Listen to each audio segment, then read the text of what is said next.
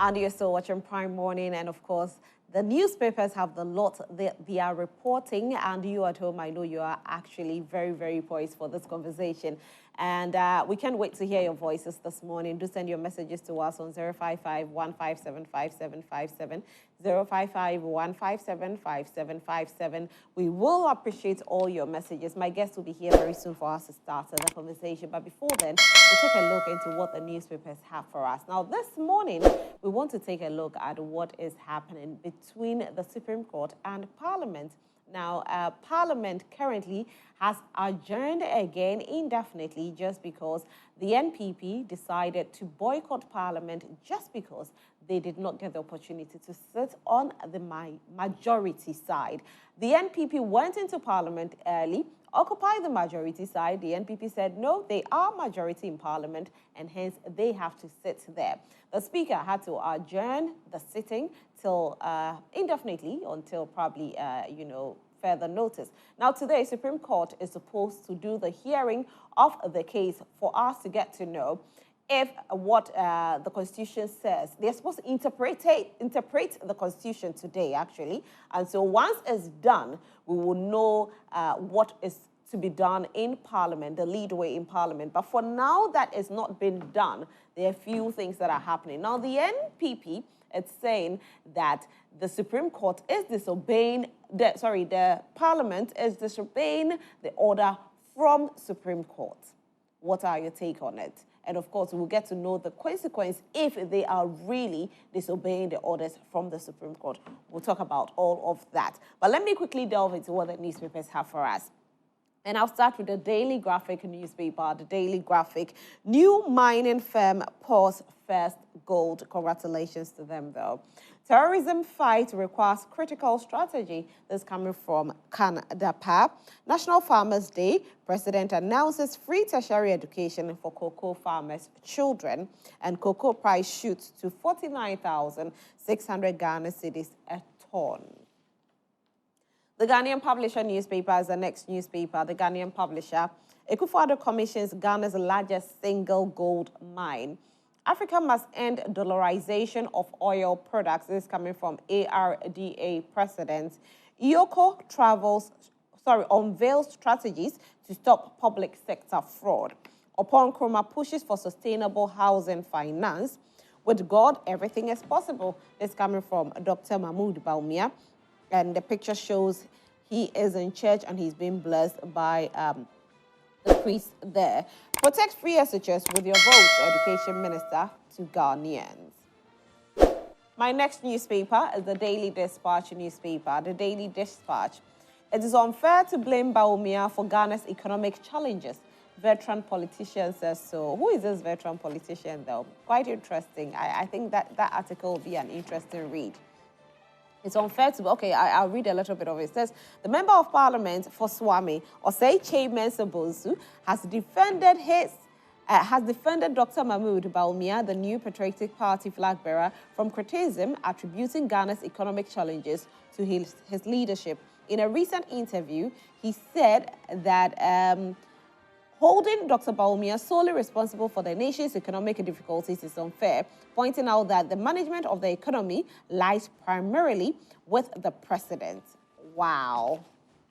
So how is it that in 2016, when they were campaigning, they told us that he was the economic messiah? What changed? He becomes a flag bearer, he's no more the one responsible? Wow.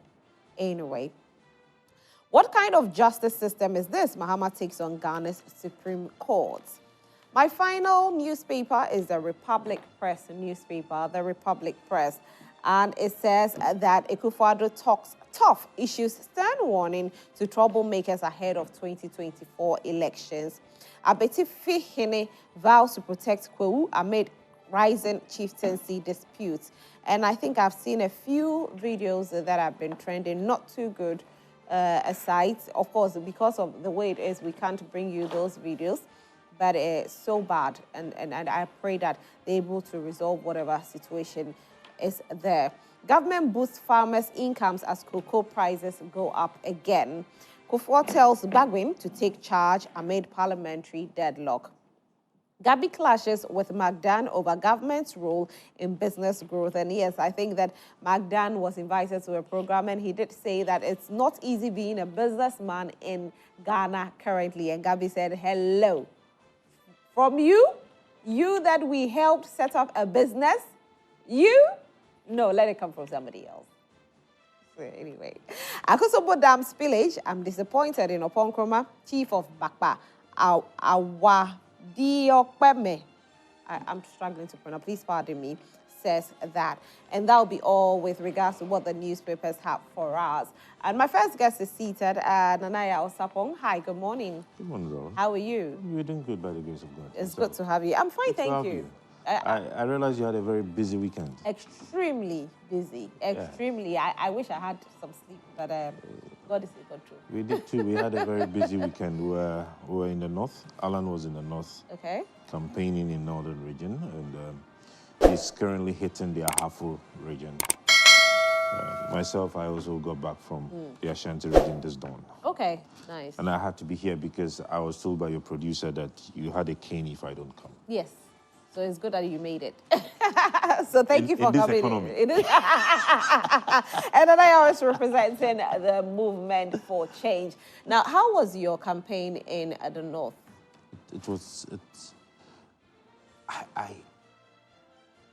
We are not in normal times. Okay. You know, we are not in normal times, Rosalind. We are not. Because when an independent presidential candidate is able to pull numbers, not mobilized numbers, you know, when the numbers are pulled, the euphoria, it's like a natural call, you know. They hear Alan is in town and everybody wants to see him. Everybody wants to hear from him. All the chiefs would send messages and say that you would have to visit my palace. This is not as though the normal times where you would have to go look for the people. It means that indeed change is come, all right? The people are tired. The people are stressed, and the only hope they see is Alan Chomanten. And so the tour in the northern region was I want to use their word, super fabulous, you know, and the message was well accepted. You know, the message of great transformational plan was well accepted from the industrialization. And Alan had stated in the great transformational plan that the northern region is going to be the food basket. And if your researchers would get you the figures, the northern region has always been the food basket of Ghana, giving us all the grains and all the tubers that we need to eat. And if you're going to the north and you don't go by road, by air, you go by road, you will notice that there's so much of land still available in the northern region. And if we're going to invest in irrigation, if we're going to invest in harvesting rainwater properly, not the one they did, but we're going to do proper, you know, mechanized farming, that we ourselves would artificially harvest water, store water for the farming seasons throughout the year, all right? Ghana would not go into the issue of food security. No, we would always have food because the young people are ready to work. But how are we able to make farming attractive? How are we able to make financial assistance available, access to funds? And of course, I would agree with Magdan. If you're a businessman today, if you are a farmer today, and you want to go on commercial base, all right, Rosalind, it's not easy. The current rate for business loan ranges between 35 to 45%. How do you expect businesses to survive? How do you expect farmers to survive, thrive in this? What mechanisms are we putting in place? What blueprint policies are we putting in place? In some jurisdictions, it is the rich that go into farming. All right, you go into farming and you become rich overnight because there's so much money on the ground when it comes to farming. So for you, what's your plan for farmers or the young ones? So that is what I was saying. We're going to make funds available, access to funds. You know that there are banks that actually have strategic plan in terms of commercial farming. What was the main purpose for the setting up of Agricultural Development Bank? Their focus was supposed to help us in the farming industry. But what has happened to that focus? So we're going to re-engineer that, all right? And we are going to go into what we call the agro-packs. Now, the agro-packs go beyond just ordinary plantations, all right? So you would have your farm, you would have the processing plants in the farm. So, you heard what TV, so you would have a farm that you're able to drive through the farm. You're able to drive into a processing plant. It's going to be so mechanized that it becomes attractive to the ordinary Ghanaian youth. So you wake up in the morning and you say you are going into your farm and you are excited walking in there. Now, these are some of the things we want to do. It says that we will develop the 5 northern regions, namely Northern, Northeast, Savannah, Upper East, Upper West, as a hub for the establishment of agro-parks and promote 5 northern regions as a food basket. And how we're going to do it, as I've said, aside the access to funds and the skill development, because you need certain skills and certain agricultural managerial skills to be able to enter into bigger commercial farms like the agro-parks. We would also encourage mass citizen participation. So, Rosalind, yes, when you have closed over the weekend and you have taken your car and the kids, you're driving into a plantation, Rosalind Plantation. You are going to make farming a business, not just the backyard one that you would own a farm, you would own food, you would have a food, you would make money out of it. All right. And we are going to collaborate with the security services. You know, the security services have a lot of land. Well, I just want the Ghanaians to know that, as we sit here, we have, how many days we have? I need to check. 27 days. Oh, is it not 26? 26? Oh, okay. I want to check. I added today to today. Yeah, I think so. I think we have about 26 days to go cast our votes. And of course, there are 13 people on that ballot paper for presidential. 13. And so when you go to the polls to cast your vote, make sure that you are casting your vote for the right person. Listen to whose policies suit you best, and get to know who can deliver, because sometimes they tell you the policies and all of that is sweet in our ears, but can it be delivered? Well, it's up to you. So go, vote, and vote wisely, because whatever decision you make, we'll all enjoy it at the end of the day. If it's suffering, we'll suffer. If it's enjoyment, we'll enjoy it. So one thing we should consider, as you've just said, is the practicality of the policies that we're putting in place. Now, these are realities. These are practical solutions that Alan is professing. All right. Which secondary school did you do? Archbishop Porter Girls. Senamore Farm, school farm? Yes. What is happening to it? I don't know. I haven't been to the school in a while. So most of these schools, second cycle institutions and polytechnics that had farms no longer exist. Now, one thing we're going to do is that we're going to collaborate with these schools, again, the educational institutions, to actually involve themselves and to engage in medium-large scale farming. If we had, in my school, I did Tamale Secondary School. Okay. We had a farm in my days, all right? And we could harvest corn that we would feed the near Fred Pantry. We feed them with the corn, and it was the agric students that were supervising the farming activities. So we own the farm both to provide the school with the corn and also as a practical site for the agric students. And these are realities. These are realistic policies that are achievable and they are sustainable. All right. There are some policies that are unsustainable. All right. So, like I said, we'll go and vote and we'll make a decision at the polls. You should be making a decision by now. When I get to the polls, actually, I'm like 50-50 into it now. So when I get to the polls, no, you shouldn't be. No, so my decision will be made when I get there. Immediately, I put my thumb on there. Let me tell you what you are voting. You are voting between. You have the choice between galamsey, water body destruction, land destruction. The other one is also somebody who had been there and practically did nothing. You understand? Did nothing because they were not able to fight what they said they were going to fight. So now you see that there is somebody we had voted against, all right, for not having good policies. And we have somebody who has also come, all right, that is not also implementing or having good policies enough to be able to eradicate the crisis. And then there's and you. there is someone Okay. who has practical policy prescriptions. Okay. Achievable enough within a very short term. Right.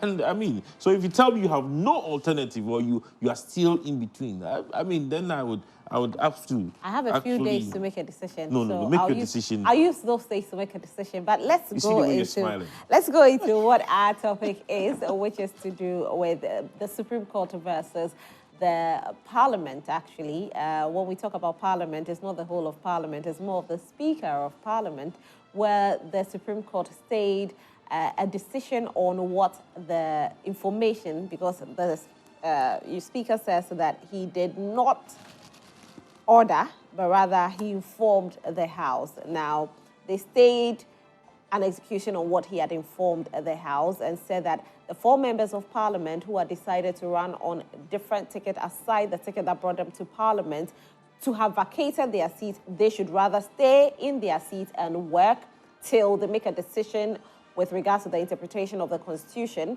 Now, there's been 2 sittings after that, and during all the 2 sittings, there's been an adjournment. Now, for the NPP, they feel that the Speaker is not adhering to what the Supreme Court is saying, and so he is disobeying the orders of the Supreme Court because it's his right or his responsibility to make sure that the people sit at the right places. That's for the NPP to sit at the majority side and the NDC to sit at the minority side.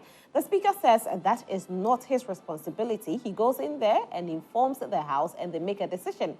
And so for that, he's not taking it. And so I want to get to know what the consequences are with regards to what is happening in Parliament currently. Is the Speaker disobeying the orders of the Supreme Court? That is the question before we even ask. If he is disobeying, then what are the consequences? Is the NDC disobeying what the Supreme Court has ordered? And if they are, what are the consequences? And so, Nana, is the Supreme Court, with regards to the Supreme Court and the Speaker, do you think the Speaker is disobeying the Supreme Court orders?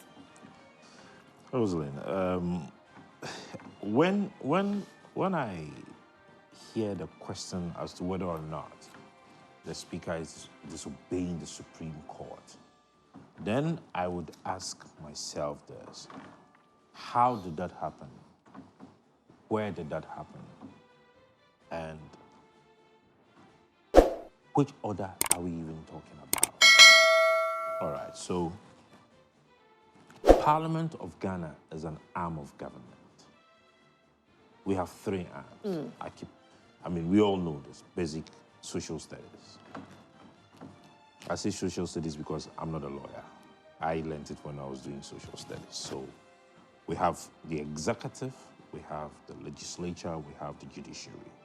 Now, these are all arms of government on their own. They operate.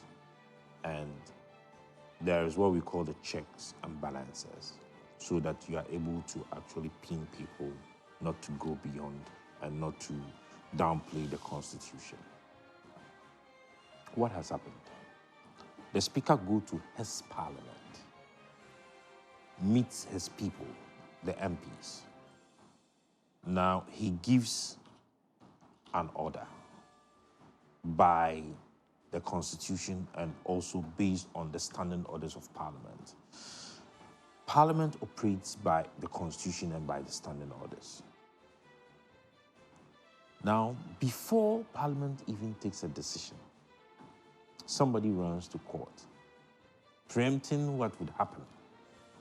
Not that the person knew that it had happened.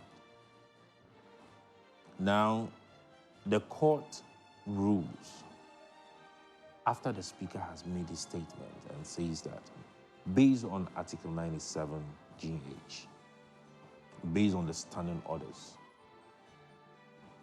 he has declared 4 seats vacant.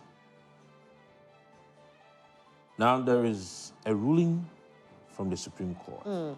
Well, he says he didn't declare, he only informed the House. Of course. I mean, English, all right? It depends on where you stand. Some call it a ruling, some call it declaration, some call it a statement, depending on where you stand and whether or not you have a legal understanding of the words.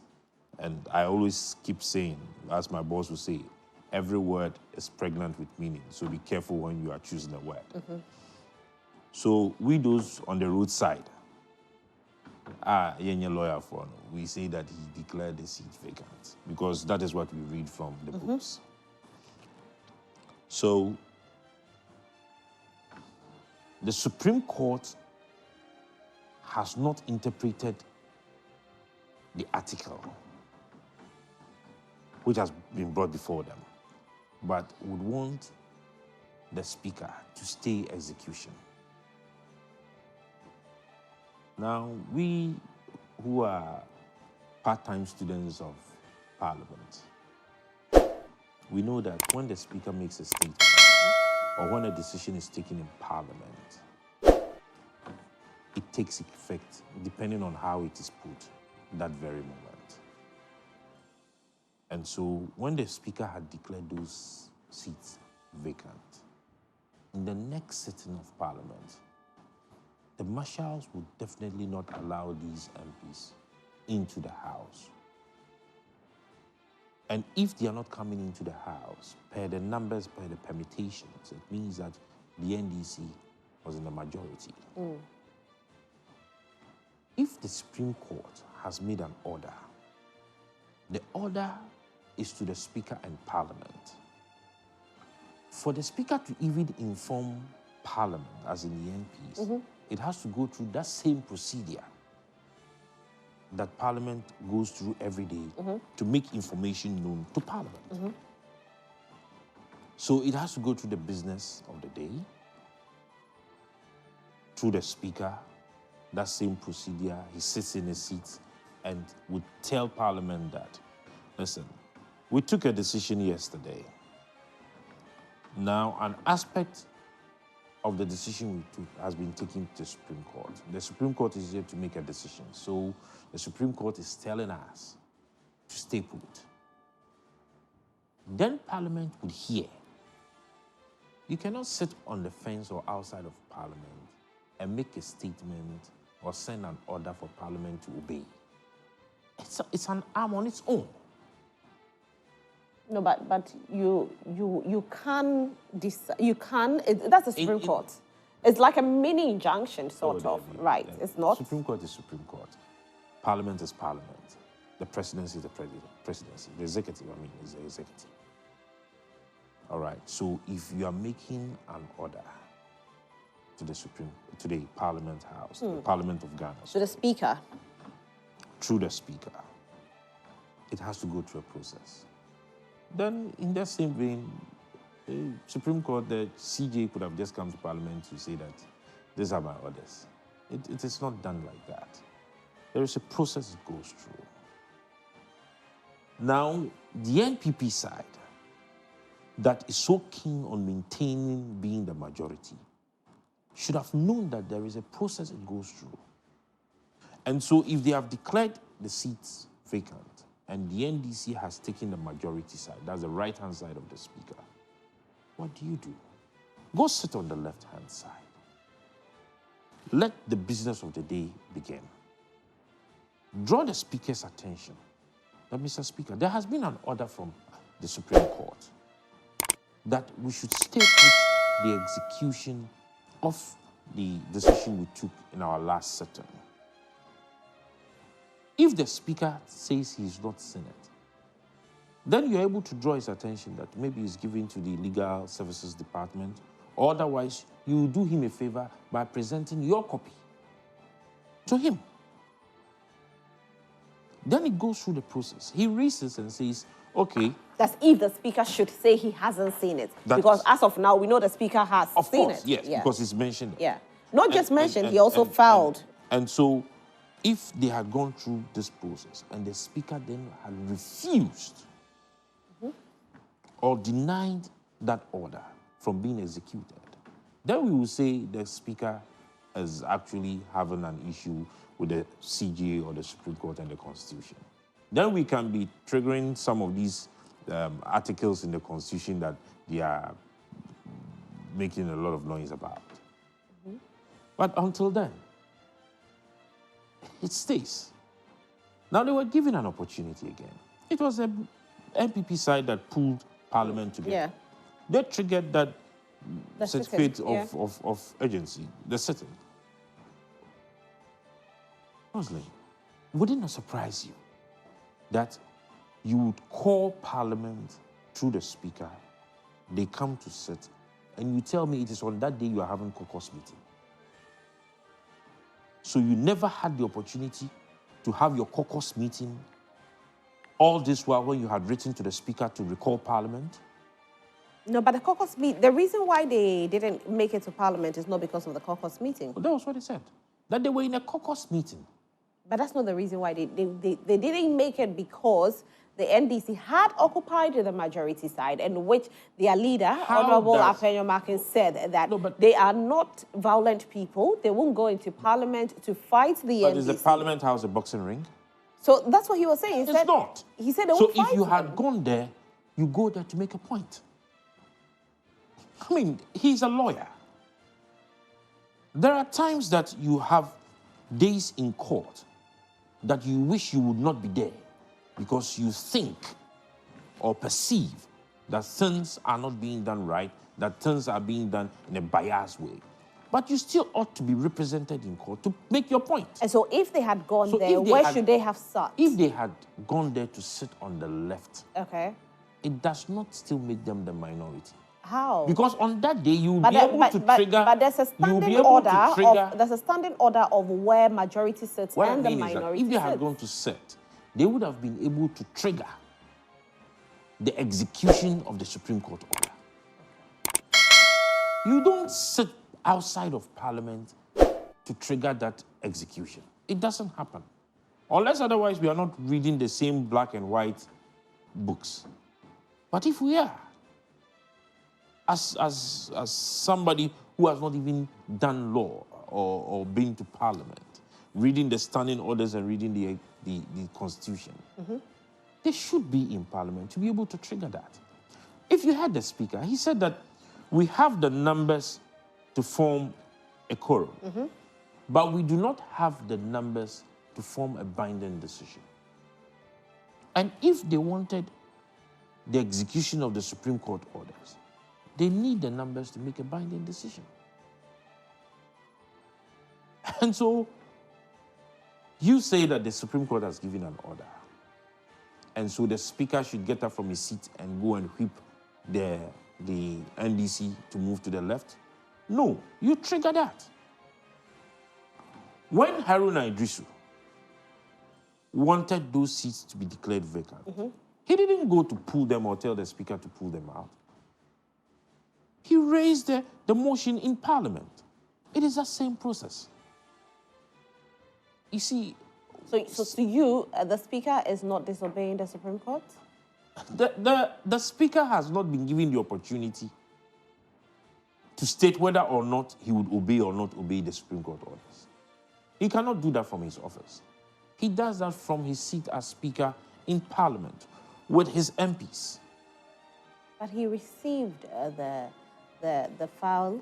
He received everything. He received everything.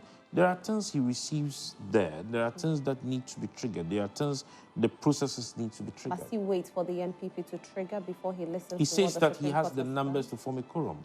He has not got the numbers to make a binding decision. And the execution of the orders is a binding decision. But must this be a binding decision? Because Supreme Court has given an order. Supreme Court is Supreme Court. Parliament is Parliament. And that is why the Speaker made a statement. And see, the posture of some of our lawyers and our judges is not helping us. And I agree with the Speaker when he said that there is nothing called constitutional crisis now. We are not in a constitutional crisis. What we have is parliamentary crisis. The Speaker and the MPs from both sides would be able to resolve their own problem. What the Supreme Court should be worried about is the timeliness in which they would bring the interpretation of Article 97 G and H. That is what is most important. and not the execution of an order, which when the interpretation comes, it will either be or not. If the days we have waited for Speaker to stay put the statement he made or the declaration whatsoever, if the Supreme Court had used that time to give us, the whole Ghana is waiting, to give us the interpretation of the Article 97 GNH, we will not be here. I think we would have moved beyond this. And as I sit here, if I'm the Speaker, he's I mean... he made the right decision. He made the right decision. And he has been so calm. He has been But the NPP says that they'll cite him for contempt. Do they have the numbers? Or they'll cite him for contempt in court? Or parliamentary contempt? Which is which? They should come clear. Did you listen to Kennedy Japan? No, sometimes we need to be honest. The NPP side could have just gone to tell the clerk and marshals or whoever was responsible to even inform the Speaker that, Mr. Speaker, we are here. But unfortunately, we are in a caucus meeting. We would have to take a decision. So just give us some few moments. Because if you listen to the commentaries by the MPs from the NPP side, when they were ready to go into the House, that was when the Speaker had risen. And so it's not as if they decided not to go. They were about to go, and it was over. So if they indeed were serious to go into the House and to trigger the execution of the orders of the Supreme Court, they would have been there. They are just playing games with us, playing with our minds, making us. And did you saw the things he listed? The majority leader listed, or now minority leader listed. He's not now minority leader. They are not in the minority. From what the Supreme Court says, they are not minority. I read from the Hazard of Parliament.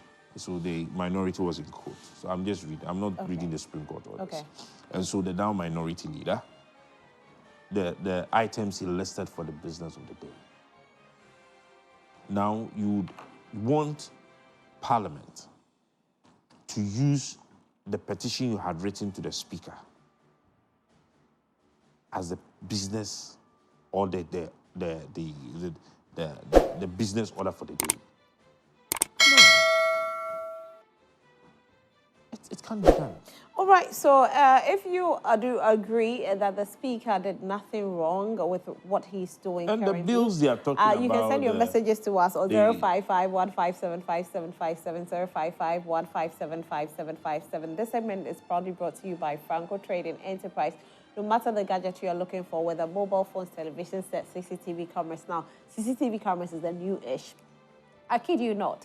Get one in your home and you'll be able to identify anybody that tries to break into your home. If you're a parent, especially, and you have young children that you are leaving them in the house for your nannies to take care of, please and please again, get a CCTV camera to monitor what they do to your children. If you're a business owner and you cannot be at the site all the time and you have workers that you put your trust in them, make sure you get a CCTV camera to be able to tell what is happening in your business. Very important. All you have to do is to go to Franco Trading Enterprise. They have all the gadgets. You can actually download the app on your phone to make things very simple. So the app is Franco Trading app. Franco Trading app. Download it on your phone. You can purchase any item from there. Or you visit our website for further inquiries, and it is www.francotradingenterprise.com. Franco Trading Enterprise, still phone paper PFE. There are a few messages that have come in, and so I want to read a few of the messages that have come in, and I don't know which one I should start with, but let's see. Okay, so this one came in quite early, 6:04. It says, let me push this chair a bit. Okay, so this one says, On the 7th December elections, NDC polling agents and their leaders should protect our vote for our soul and let every vote count, we beg, because we are voting for John Mahama from Ablade Ifiekuma. Good morning, everyone. I want to urge the Workers' Union and their institutions should vote Nana Yaw and Baumia out of power. The hardship in Ghana is getting out of hand. The people of Ghana cannot afford 3 square meals a day. 1 bowl of maize is 35 Ghana cedis. 1 bowl of salt is 40 Ghana cedis. Gari is 40 Ghana cedis. The parents did not have money to buy school items for their children to come to school. Let's vote for change. Abuchi Philip. Dr. Baumia promised free dialysis for patients on dialysis only for the urinal units. Okay. Of Kolebu Teaching Hospital to be closed for months. Dr. Baumia is on it again, promising free dialysis from the 1st of December 2024. Hello, why not now? Must people die this 24 days or so left for elections? A desperate promise from a desperate politician. Patrick, okay. Good morning, Roslyn. So if CJ and team Justice of Supreme Court sin against or act ultra-vires contrary to 1992 Constitution of Ghana, who is supposed to punish them? Is SC justice above the law of Ghana? Shall is not ambiguous in our 1992 Constitution. Respectfully, if the CJ justices of the Supreme Court appear to citizens to be misapplying a particular provision of law to favor some MPs, whilst the Speaker of Parliament upholds the supreme law of the land, who is more guilty or contentious of high crime with regards to autonomy of each arm of government? Obed from Central Region. Musa Abatua from Asawasi says, Honorable Apenyo Markin should immediately apologize for attacking the integrity of the Speaker. As a leader, your role is to prioritize government businesses, not to run away from your duties and then accuse the NDC of sabotage. The strategies adopted by the NPP group to weaken Parliament by using the Supreme Court is not only dangerous, but also threatening our democracy. Apenyo Markin should reflect on his actions and seek leadership counseling from Che Mensa Bosu. Greetings to Julius Deborah. All right. I don't know why I did a greetings. I told you we don't do greetings here.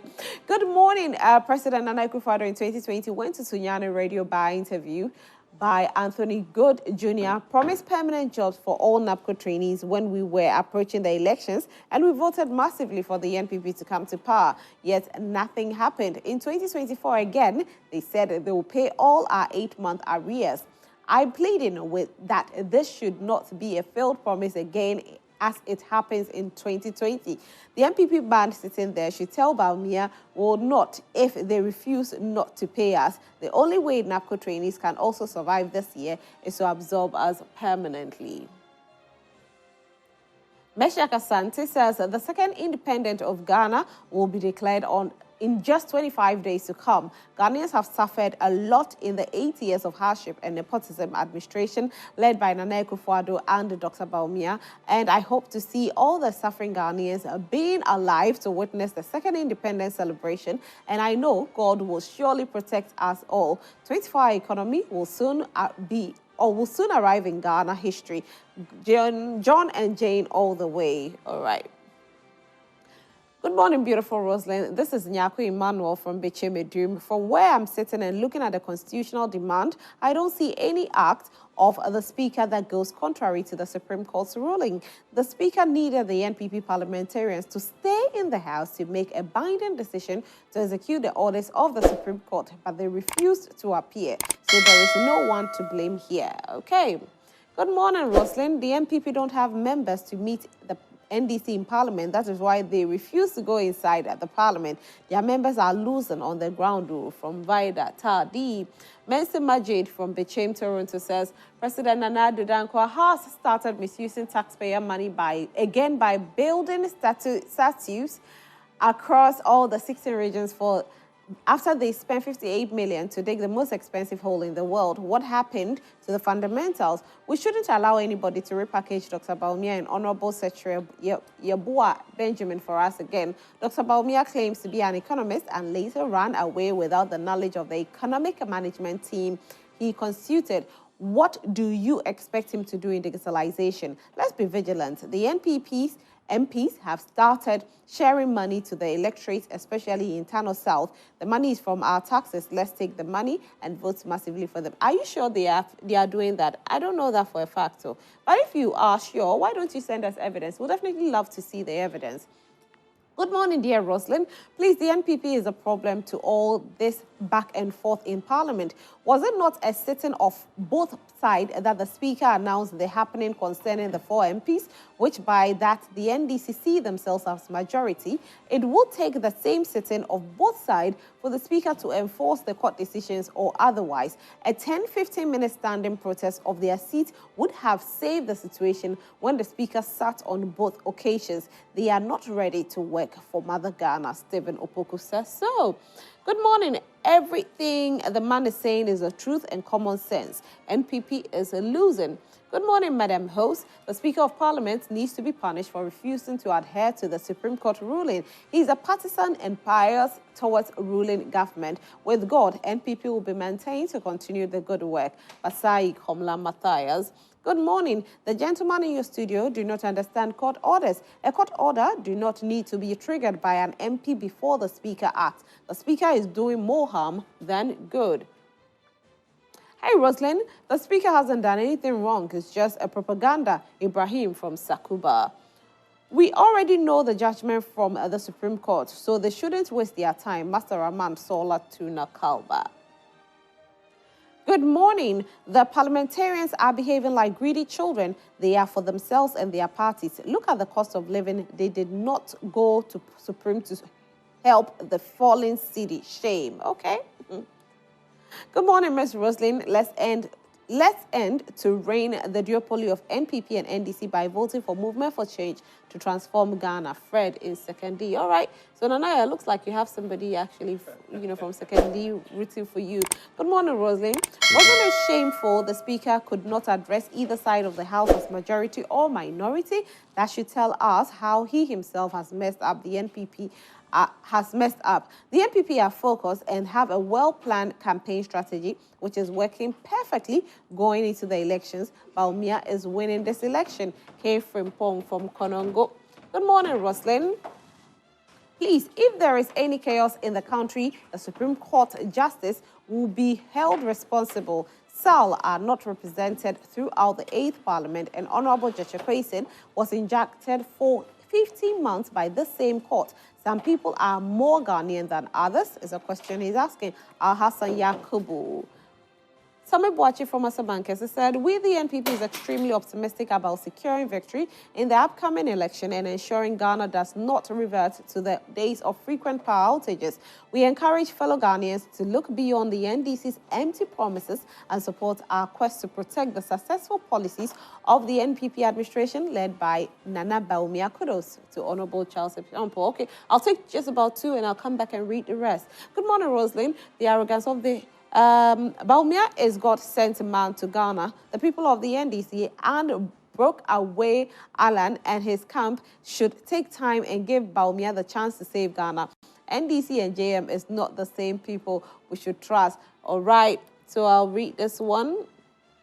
Good morning, Rosalind Papebi. I strongly advise Supreme Court should not give a decision that looks like it is toppling the decision of equal-powered arms of government. Parliament proceedings. Can you imagine this absurdity where a court charges and jails a citizen for a crime, then a Speaker of Parliament duly constituted repeal that law that gives the court the grounds to do so? The Supreme Court should also make a decision to make legal sense and common sense to us ordinary Ghanaians. Please, they should let us see watertight rulings, not political-like rulings that cannot stand the test of time. Nana Kwesi Odanme from Enyinem. Yes, I have a lot of messages that I've started pouring in. I'll come back and read all the messages, but I have my 2 other guests who have joined us finally. I know it's Monday, I know campaign is ongoing, and I know that out of that, they had to be late, and so I don't know if we should pardon them or we shouldn't pardon them. Benjamin Jawapia is representing the NPP. Hi, Benji. The beautiful Rosalie. How are you? I am doing well, Beauty Queen. How's it going? I'm fine, thank you. It's been a busy weekend for me, though. It's not been easy for us. You said you? Yeah, for me. Oh, wow. How's the family, though? The family is good. A very busy weekend. I know. Yeah. I know. And it's been a very rigorous campaign. Association of First-Time Voters went into campaigning on grounds just this Friday and Saturday. And as usual, we did some church invasions yesterday. So in the run-up to this election, it's been very, very, rigorous and all that. A very good morning to your cherished viewers. We are sorry for being late. And I hope that they pardon us. I hope so too. Representing the NDC this morning is Dr. Sharif Khalid. Hi, how are you? Hi, Rosalie. It's good to see you. Yeah, good to be here. I know whatever it is, we stormed the weather to be here this morning. It's been a hectic campaign season, as you can see, but no excuses. We're trying to tick all boxes and appease all stakeholders ahead of the poll. But we're getting there, and just say apologies once again. That's okay. So where's your wagon now? Your campaign wagon? Where have you landed now? Oh, we are, well, we have multiple campaign teams. Okay. As you can see, we've got a running mate who's going to be in Northeast this week. And you've got a president's campaign team as well who just returned from the Central region and are gearing up to be in that region. And you'll see the energy. torrid 14 constituencies within the span of 2 days or less, or a day and a half. It's very hectic. And all of these places, you're speaking to the people, you are speaking to your manifesto promises and the likes of that. So, and you have the party chairman also, campaigning in other regions as well. And you've got the minority leader and comms director in the person of Sami Jenfi and Atto Forson also. I beg your pardon, majority leader.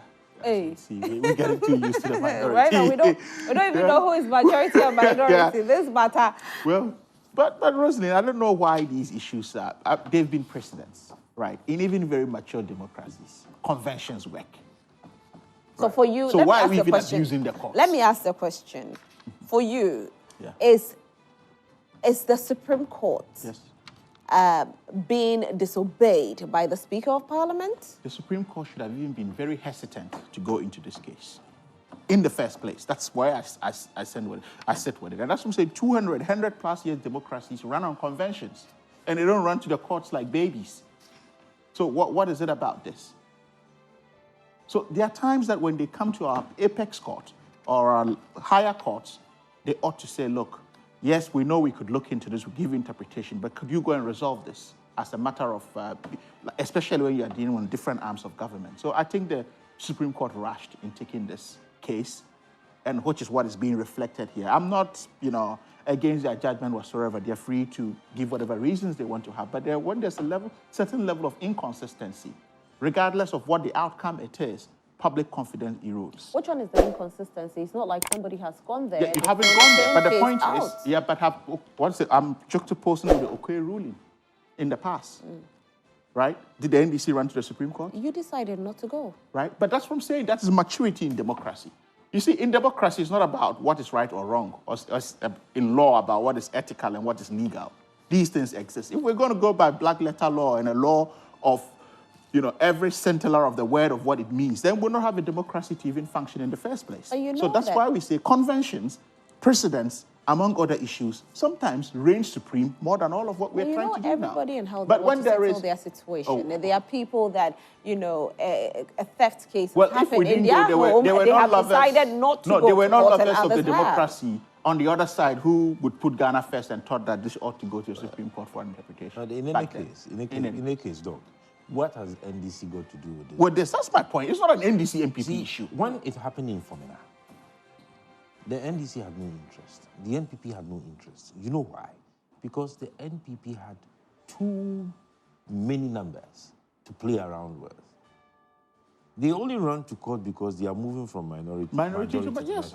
Okay. But yet they are not agreeing that they are. So why are you running to court? And the point is, I don't understand that. We're in court. You see that act of bad faith, right?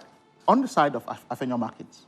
You go to court. You get an interpretation whatsoever which you feel suits you. You recall Parliament. Speaker travels all the way far Australia. That was not an interpretation, Right? though. That was not Well, whatever it is. Yeah. We've not even gotten to Well, substantive. Substantive. yes. I'm just coming to that, Yeah. right? The court rules on whatever it is. You take it up. Okay. Then you run to court. You recall Parliament. Speaker flies all the way from far away Australia, America, and then he is back here. And you turn up with bad faith. What's that for? Are we playing with our democracy? So you see all the shenanigans going on, you'd realize that it's not a matter of the court. But again, it tells you that they even have more confidence in the Supreme Court rather than themselves even fighting it in Parliament. Why should a party, a political party that has a bench in Parliament, has more confidence in the Supreme Court than anyone else? Something is fundamentally wrong somewhere. And what I keep saying is that this has impact on even investor confidence. Because they're setting up and looking at, okay, this is the highest court of the land. If people or a certain group of politicians or coloring of politics believe in whatever they do to be their interest, how about if me, a foreigner, had to stand before the courts? How would I be treated? If my company goes wrong with something, or maybe if we go through an arbitration, or how is the legal climate going to treat me? This erodes investor confidence. So there is a vast impact. But how have they been treated unfairly? It's just stay the execution until we are done with the interpretation. But how is that is an an unfair interference in another arm of government. On what grounds are they saying stay the execution? Rosalind, let's look at it from even a logical realm, right? I am MP of a certain named political party. Why do we say you should be MPs for named political parties and allow room for representation of independent candidates?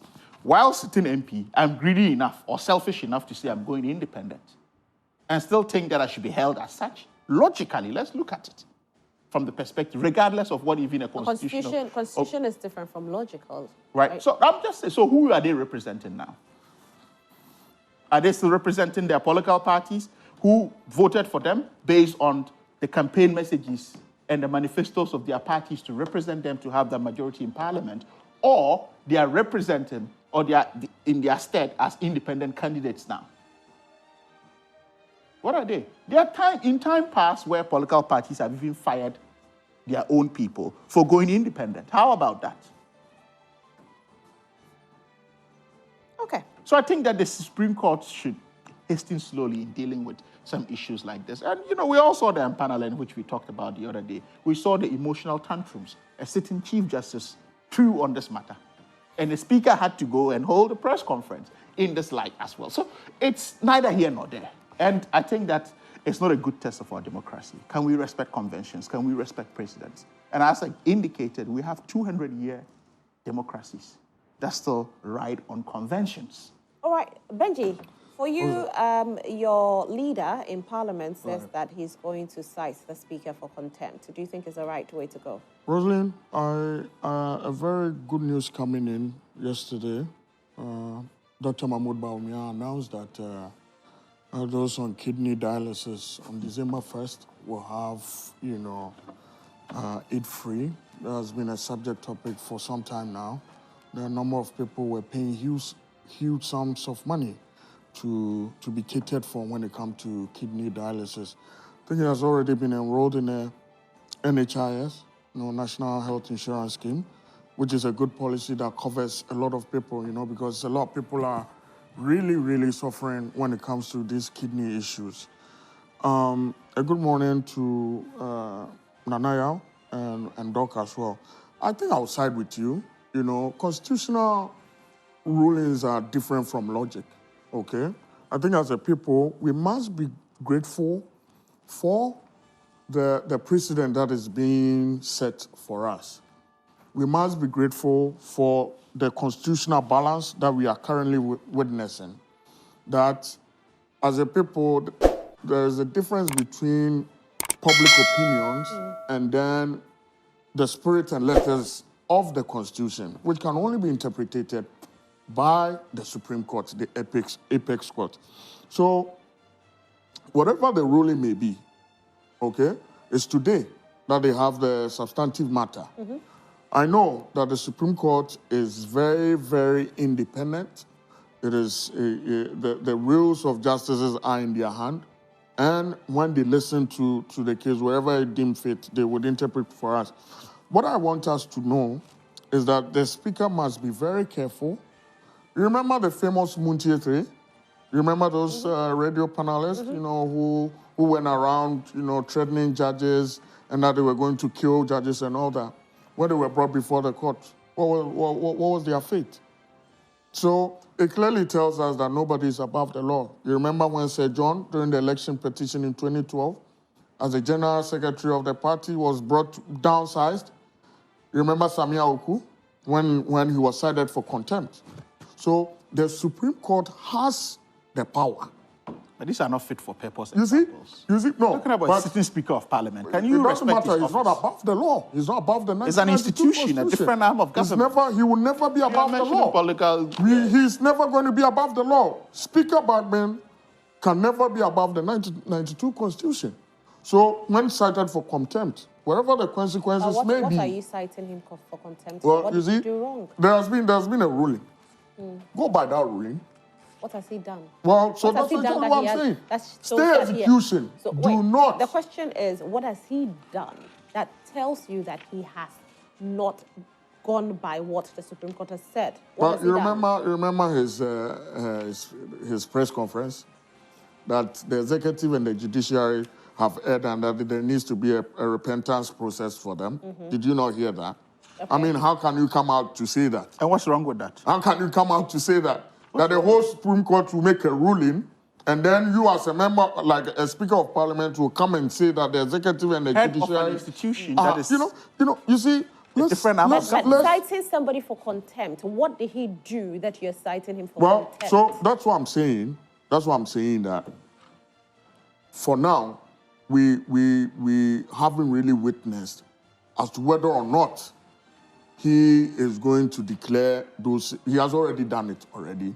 What he has to do is that Supreme Court had made a ruling and that there needs to be a stay of execution. He does not have that power. Okay. How does he stay the execution? So I just want to know. I just want to know. So if you're citing somebody for contempt, right. and because with regards to everybody watching this morning, right. the first thing is that, okay, what did he do wrong? That's what I'm saying. You're citing the person for contempt because, yes, the Supreme Court has ordered they have stayed the execution. Right. When he got into Parliament, where are the people for him to even say that this is what I've received from Supreme Court and from today, this is what is supposed to happen? The NPP hasn't showed up. So, you see, the Parliament needs to reconvene. You know that. You have triggered Parliament. Well, so hold on. What it does is that Speaker Bagbin would have to put MPP back to the majority side.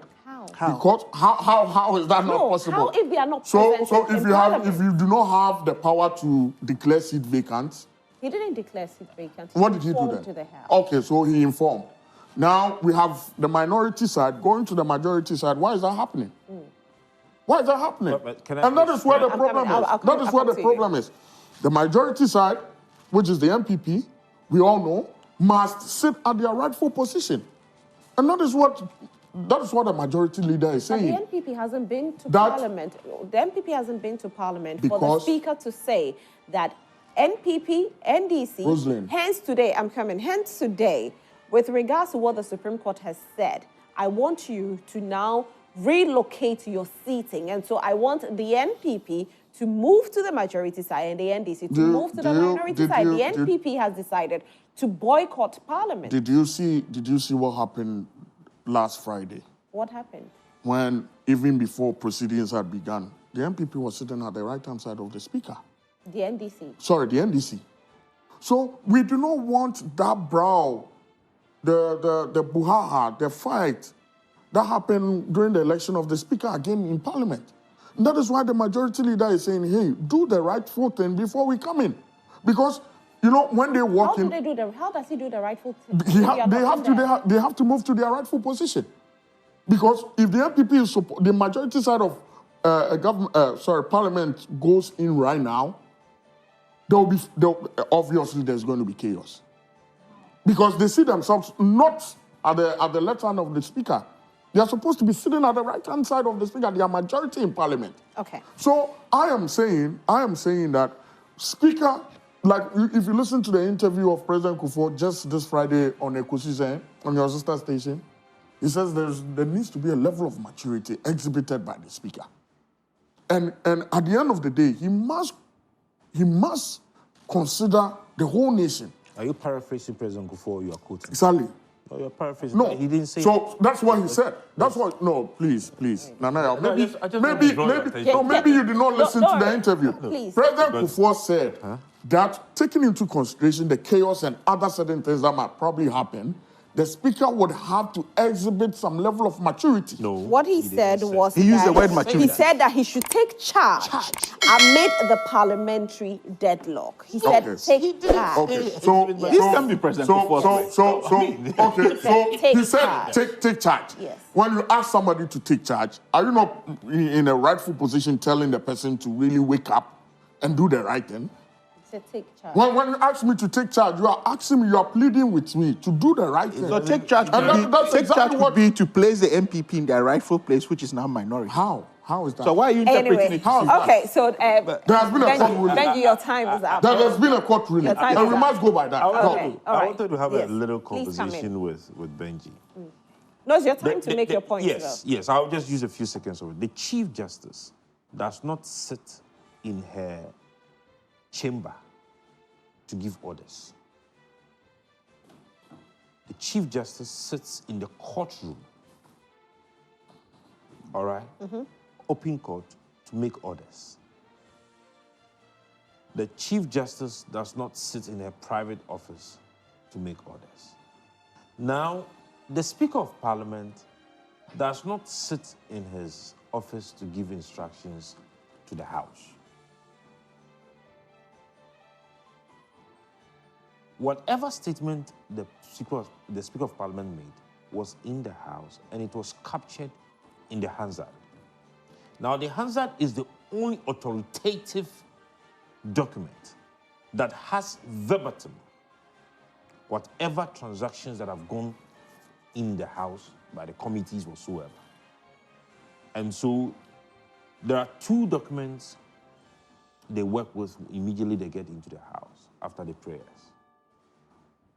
The order paper, which carries the business of the day, and the parliamentary hazard. That's just like when you have gone for meetings and you have taken minutes. If the Chief Justice has given an order, it has to go through a process, as I said earlier.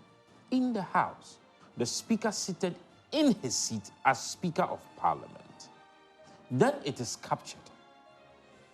Then we can make references to it.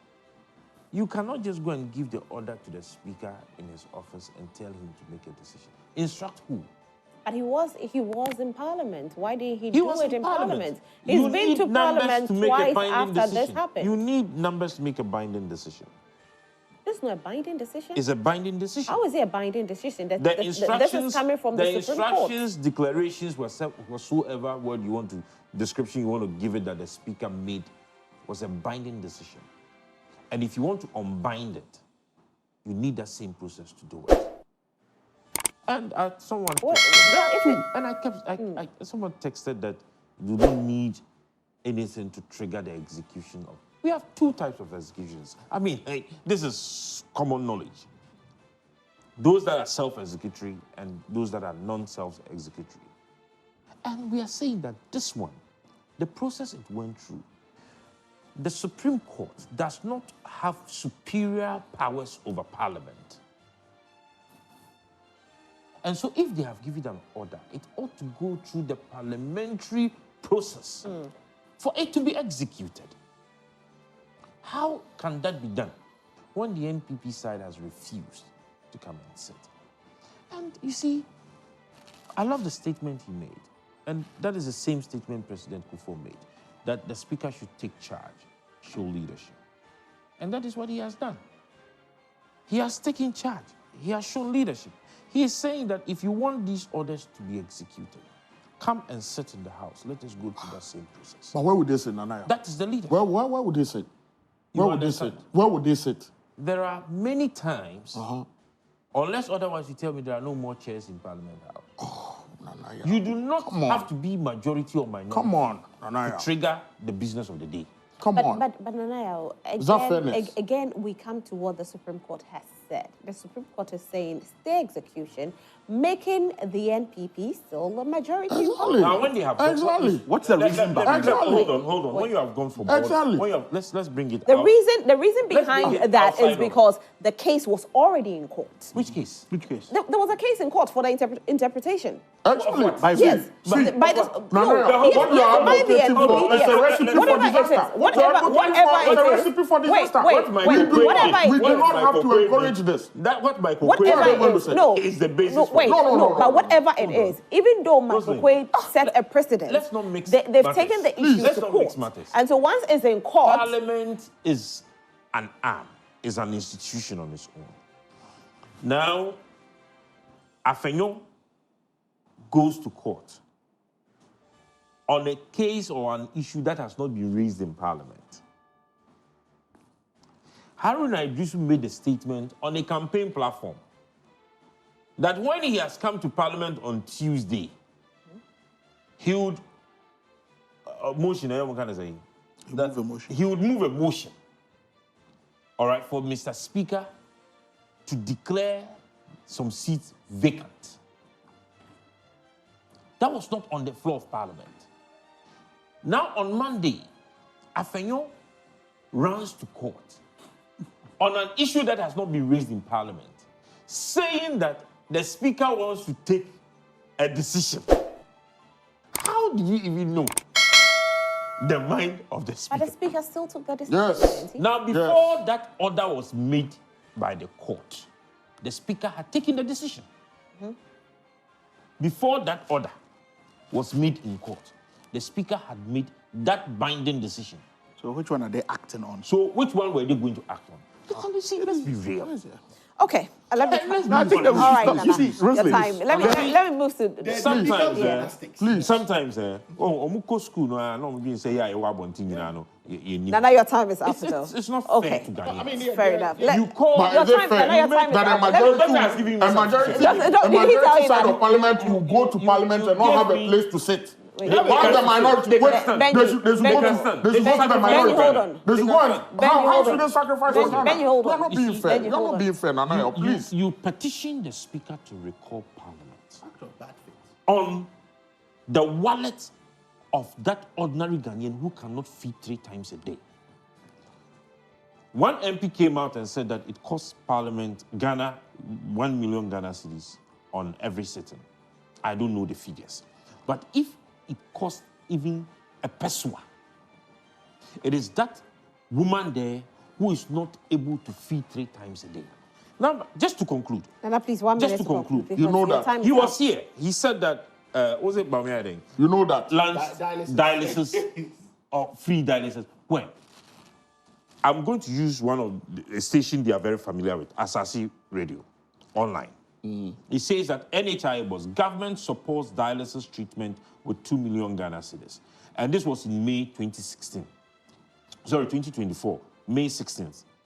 Parliament in March 2024 approved 6.87 billion for National Health Insurance Authority to cover health insurance claims and other activities. Kidney patients in the country can now breathe some sigh of relief following the move by government to subsidize the cost of treatment. I want to tell him that Parliament had already voted for the subsidy or the subsidization of the treatment, dialysis treatment.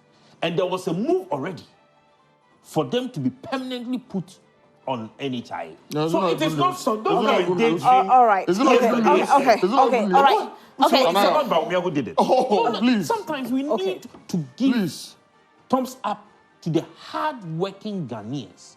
All right. All right, And to Nana the Yaw, your pride of the time. Many Ghanaians All right. who have pushed for this to Okay, happen. your time. Well, Doc, it's going to it's happen. okay. It's okay. It's going to happen. Doc, please, Doc is on the floor. Rosalie, Yes. the entire legal gymnastics surrounding this issue just tells you that there's an act of bad faith, and it's neither here nor there.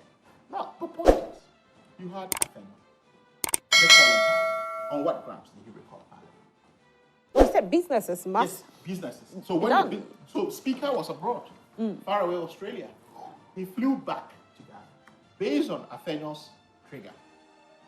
comes to sit. It can't be based on Afenyo's trigger. It was a trigger, though. No, It was a trigger. It was a trigger.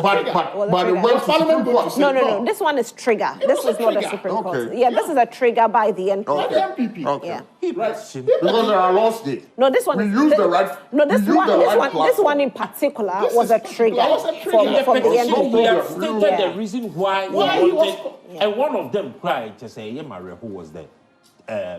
Tax. The tax. You've been sitting in Parliament. Businesses have been suffering, Okay. and you want to use the 2 days you have left." No, he was Parliament. hiding under the clock. He was hiding under the clock. Let Doc make his point. Let Doc make his point. They've been partial there. But my point is, Rosalind, my point is, like, even be frank and say, look, I'm calling Parliament. Be brave enough. He's not his leadership. It was the army, right? His troops would have all disappeared because of how he's behaving. Because now there's no clock to whatever he's doing. He's even hiding under the clock of a tax bill to recall Parliament when you knew what you were trying to do. Speaker turns up and then you exhibit act of bad faith. So do you really have a standard? But ever since this issue started, even psychological warfare, Afenyo's posturing has been that they've lost it. So he's lost leadership. If it was any serious or matured political party within a political fired. envelope of a jurisdiction, he will resign. How would No, he that? would have been fired. How would Yes, that? the ranks He's are done broken. a very good The job. ranks are broken. He's done I a mean, very look good at what job. he's doing. You recall Parliament, Parliament comes, you exhibit an act of bad faith.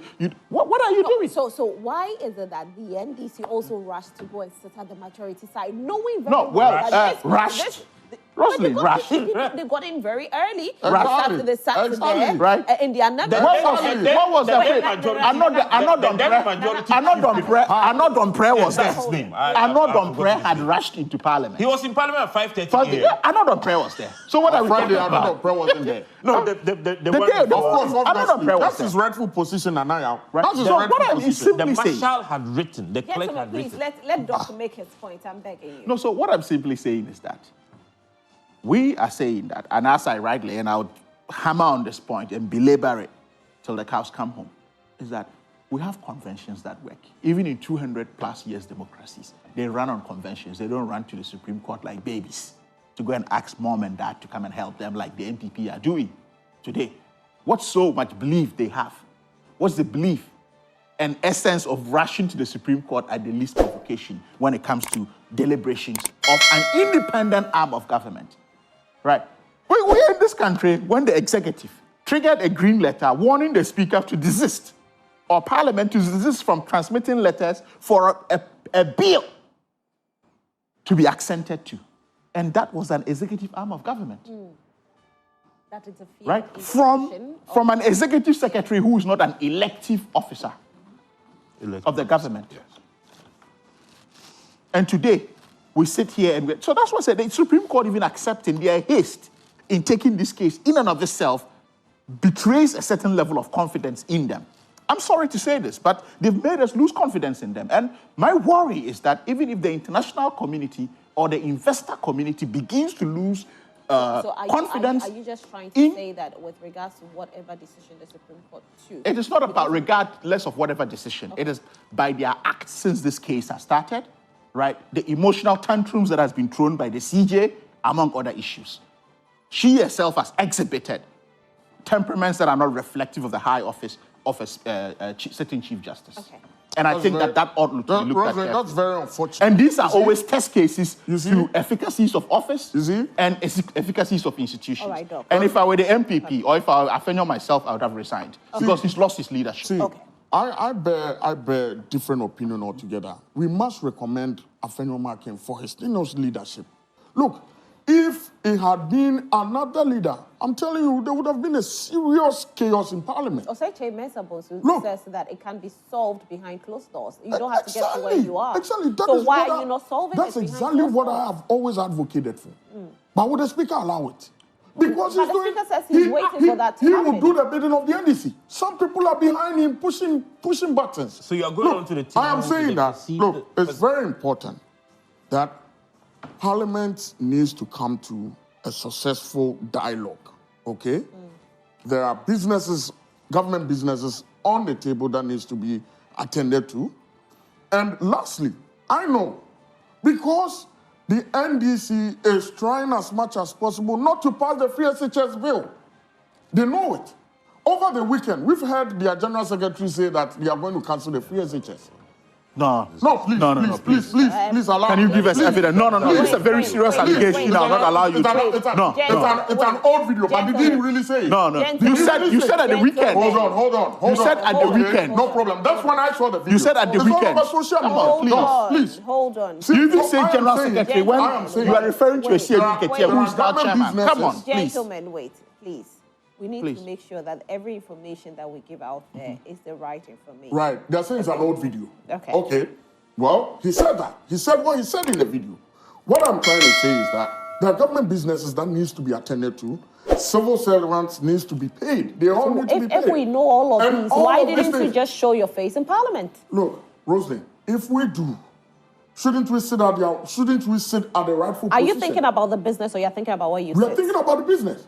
So then what has sitting got to do with business? Why don't you give us the due respect where we need to sit? Why don't you give our seat? Why don't you take your seat wherever you sit? Wait, why don't you take your seat wherever you find on the minority side? On the minority side. Hold on. And now the NDC can't do that. Hold on. You sit down. Speaker comes in and Speaker says, "Move." Sit where? What if you get in there? You have triggered. Wait. Sit where? Wait, Benji. Before proceedings start, Benji, all hold on. parliamentary members or those in parliament needs to be seated. Benjamin. So where should we stand? Benji, hold on.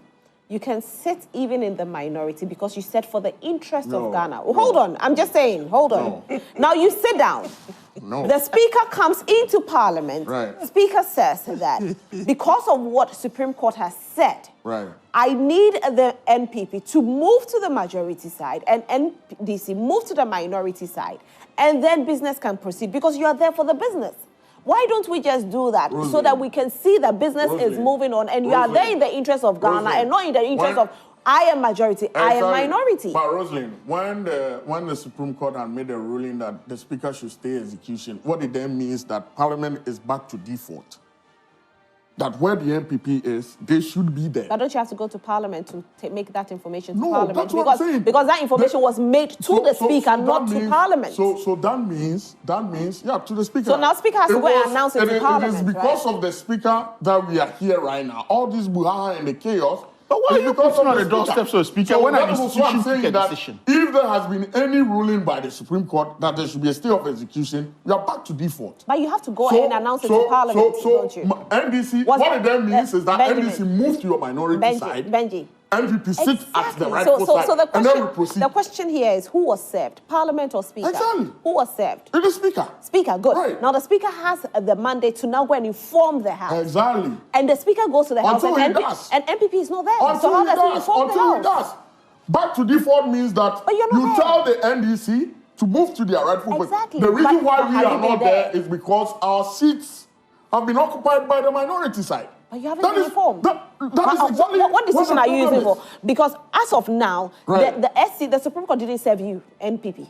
The Supreme Court, it said the Speaker. Right. Speaker hasn't told you anything. So why are you fighting? Okay, so you want us to come to Parliament and stand. And now when he makes the pronouncement, that's what I said. Then they move. What to I'm Parliament saying is and that let the pronouncement be done. if the Supreme Court had made the ruling, and that there is the ruling was that Speaker, you cannot do this. What it then means is that we are back to reset. We are back to zero.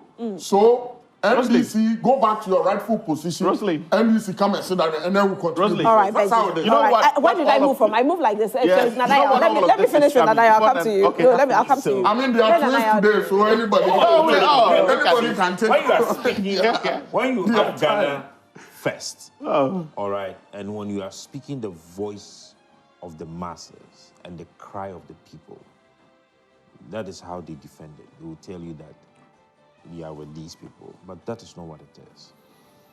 We need to be Ghanaians first and put Ghana first. If not for these matters, Parliament will be in recess. Am I right? Yeah. Now, it is at this moment that you want to go and lay the free SHS bill. Rosalind, per the parliamentary procedures, if you lay a bill, it has to be for 21 sitting, not 21 days. Yeah. 21 sitting days. All right? With any act of parliament, bill whatsoever, 21 sitting days. It goes through a certain procedure. Now, parliament would have been on recess.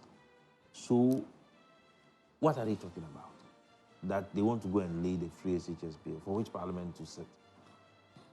Let's be honest. You had an opportunity to lay this bill many, many months ago. You never did. I remember very well when there was this argument about how sustainable is free SHS.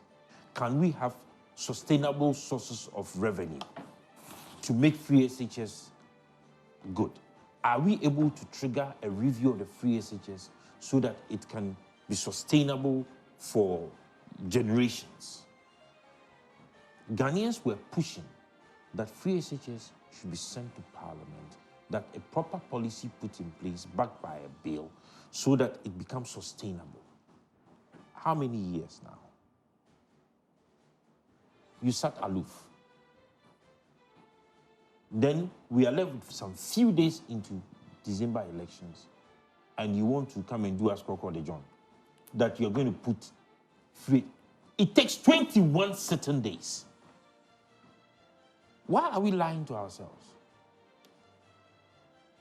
Why are we doing this to Ghanaians? And you see, we tell the lies so much that it becomes the truth in the ears of people. Well, we have about 25 days to go to the polls to cast our vote. And so if we have 25 days and then we lay the bill for 21 certain days, which MP would come and sit in Parliament in this crucial moment? Constitutionally, per administrative procedure of Parliament, they're supposed to be on recess so that they can go into their constituencies and campaign. Okay, let me come to the point is, this has been a flagship policy of the New Patriotic Party. That's free SHS, right? They've been singing hymns about it, running helter-skelter, wherever. Now, even when you want to talk about any of their policies, be it 1D, 1F, whatever, they say free SHS. Whatever you want to say. So if free SHS was such a priority, the bill would have even been laid in the first term. Because free SHS, it was under the banner and deception of free SHS they came onto power. So why didn't they do that in the first term? In the second term, we had the first year, nothing. Second year, nothing. Third year, nothing. Fourth year, when Parliament went on recess, and you want to hide under the cover of darkness. So you are now using your baby, your own baby free SHS as a Trojan horse to get yourselves back to Parliament. Is that fair to the good people of Ghana? So it tells you that they only activate free SHS when they want to play games with the political system. And even in Parliament, on sensitive matters, you are hiding under the cloak of free SHS, making it a Trojan horse to get back to Parliament, knowing very well that that bill, right, given the technicalities that exist within parliamentary procedures, nothing can happen as far as that bill is concerned. So now you are telling the good people of Ghana that, oh, you wanted to go and lay the free SHS bill. You wanted to have tax exemption bill or whatever it is, or tax reforms. Where were all these bills? Did you not know these were coming? If you were still on the majority side, would you have triggered that to happen? Obviously not, because Parliament would have been in recess. MPs would have gone back to their constituencies to campaign. So my point isn't the NDC making things very difficult? How are they making things very difficult? I mean, if you had a precedent has been followed, and you just go and sit in so when the Okwe did it, the NDC didn't make things difficult. When Okwe did it, and the NDC obeyed, and Parliament existed as an institution and an organ of government peacefully, the NDC wasn't a problem. But today, the same precedent has been followed, and the NDC is a problem. We have to be fair to the NDC. Well, we'll take a few messages, and this segment is probably brought to you by Franco Trading Enterprise, Still and Still Food. But you see, this government prides themselves of being Democrats, or they understand the law. But whenever it comes, it's often legal gymnastics. It's the same thing with dual nationality. They went after... No. They went after our own articulation.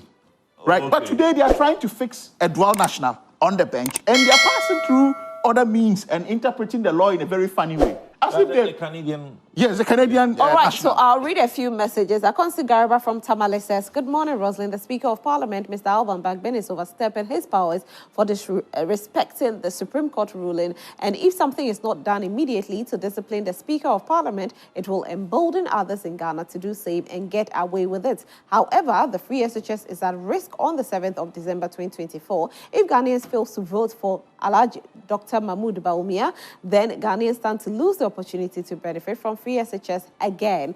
All right, so this one says, hi Ross, good morning. The youth should be wise enough from the deceiving of the NPP government, from Godwin Adaija Second. Good morning, Rosalind. Akufo-Addo and Bawumia are toying with the life of suffering cocoa farmers. You call 100 cities on a bag as increase. We are all voting for JDM come December 7th. Good morning, Roslyn. While the NPP once promised job creation so significant that even foreigners would come to Ghana to work, the reality has taken a different turn. The influx of foreign nationals, particularly those involved in illegal mining activities, is now a symbol of missed priorities under the Nana Bawumia administration. Rebranding Dr. Bawumia will not change the fact that economic development requires substantive action, not merely grand presentations and superficial digital solutions. Ghana is voting for John Mahama and German South is voting for Honorable Williams. Okay. Good morning, Rosalind. The NPP think the court will address their issue. When the court gave its order, why are they still waiting for the speaker to do the sitting arrangement when they think the court will do that for them? And you see, this free SHS is not free, it's fraud. Okay, you see from Damongo says, so the actions and the inactions says, what is it? Sometimes you are reading. Okay, so this one says, the actions and the inactions of the Chief Justice and the Supreme Court is clear that they are in bed with a non-performing NPP president. Ghana doesn't belong to Akufo-Addo and his family. No wonder that former President J.A. Kufuor warns us about Akufo-Addo. Afenyo Markin should drop his ego and stop behaving as if he knows it. He knows nothing. The Speaker of Parliament has not done anything wrong, and the Supreme Court can go to hell. It's bluff when they talk of contempt. Note, the integrity of the Supreme Court has been brought down by the NPP government and Akufo-Addo by putting party a cohort in the bench to bully Ghanaians. Boy NS Banks from Ofinso. All right, Al-Hassan Cisse. Morning to you and your viewers. The Speaker is disobeying the Supreme Court ruling. Can the Alan man tell us the one who triggered the ruling of 2012 to 2016 petitions by the Supreme Court? Hypocrisy at display, period. This is from Natok Ma from Gushegu. Al-Hassan Cisse says that Parliament Bruhaha is all about immaturity on the part of Afenyo Markin and his NPP and the President packing off the Supreme Court to be doing the bidding of NPP and securing 7 zeros and 5 zeros have given the NPP the guts to be misbehaving. If for nothing at all, Ghanaians have given the NPP 137 and the NDC 137 and one independent candidate. And the independent candidate is the cause of all happiness in Parliament and our country today.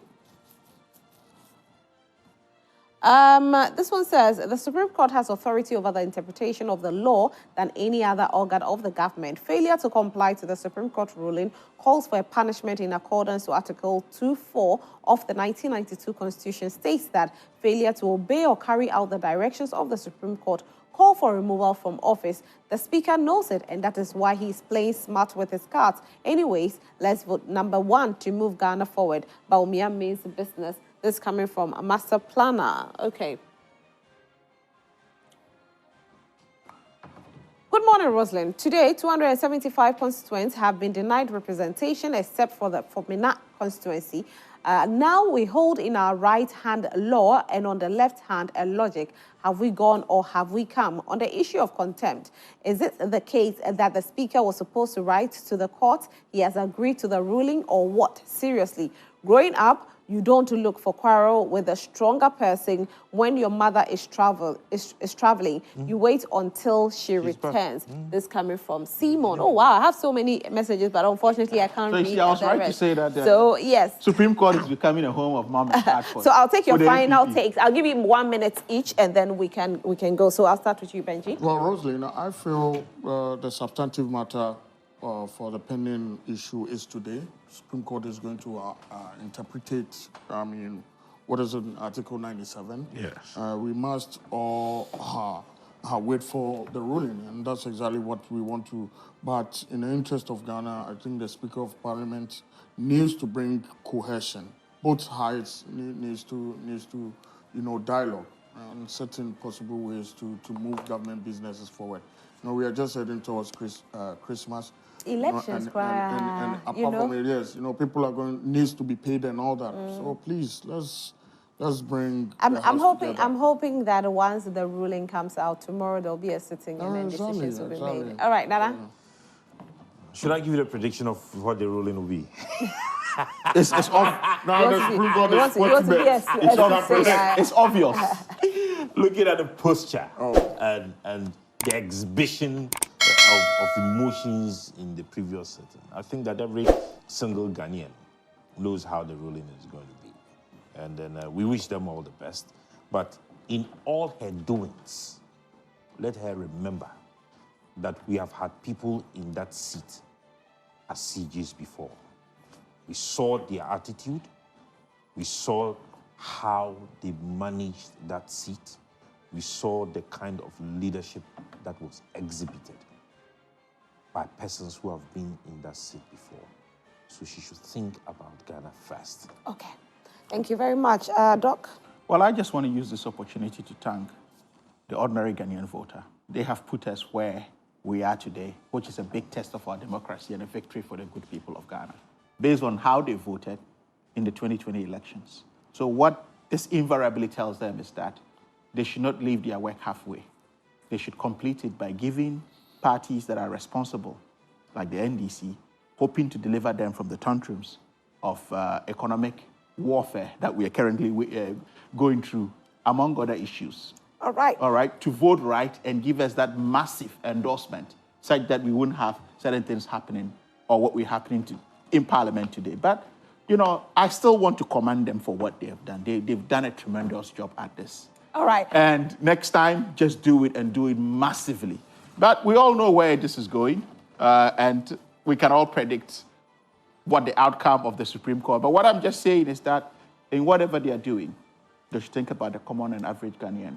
They should think about Dr. Ghana Khalid, first. Thank you so much. And put Ghana before Rosalie, themselves. Unfortunately, I have to go, so I have to say thank you to all of you, gentlemen.